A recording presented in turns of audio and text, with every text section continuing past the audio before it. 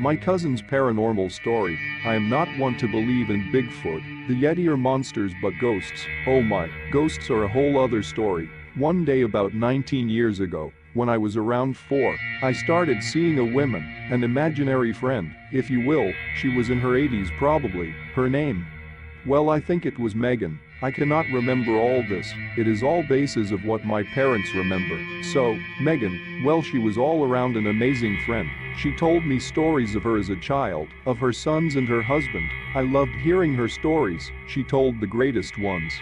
Whenever I was cold I would say, Miji, I am cold, then I would be warm. My parents were at first frightened, but then learned to accept her as a positive in our lives. So, on with the story. After a while of talking to her, I grew in intellect and got the idea to ask what her sons' names were.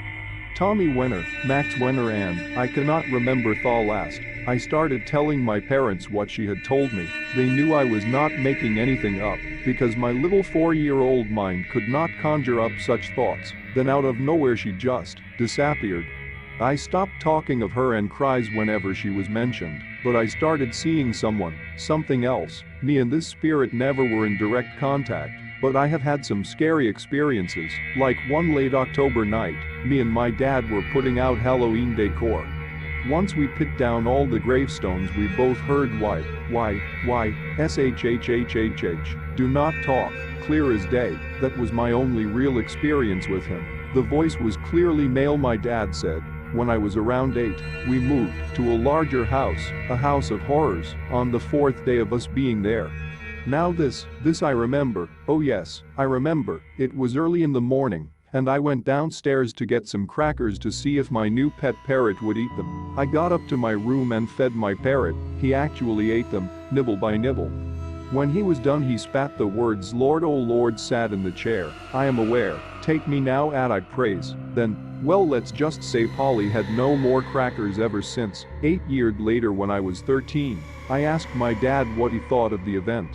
Then he informed me of the strange experiences I had as a child. I was stunned, very creeped out, but in some ways, touched. I asked him, do you remember the names of the 3 kids of Megan? Thankfully, yes he did. Sadly though, over the years since then I have forgotten the 3rd, and my dad. Well, he did too. My mom, well, she remembers nothing of the sorts. She was always out of town for work, so we found and contacted Tommy Wenner. We arranged a meeting at his house. We engaged in small talk. Then I told him more about my experiences with Megan. For a moment, he was speechless. Stunned even, very much so. A few moments later he said, Megan, what was my mom's name? He showed us old photos of him and his mom. I instantly felt a feeling of remembrance. I said, that is her, that is Megan Wenner. You do not have to believe me on this. But on the back of one of the photos, it said, in her handwriting, say hi to Mary for me. Yes, Mary is my name. Later that day I went and visited her grave with her son, Tommy, who by the way was around his mid-40s. I paid my respects, dropped off some flowers and stones. It is a tradition in my religion to put stones. Then I just started staring at the moon. Believe me or not, I think I saw her face in the sky. Here I am, today writing this story for you, in honor of Megan. I decides to add one of her own stories, the one that I can remember. It was a long night many years ago. I was young, very young. In fact, I was around 5. Me and my brother, Hank, were skypoing stones in a pond when my dad came up and jumped into the pond. Not too long after him, a big shaggy dog came barreling in after him.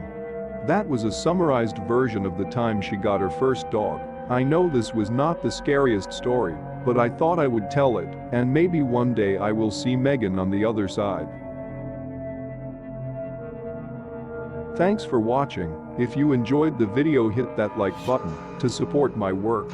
And as always, enjoy the fear, my dear.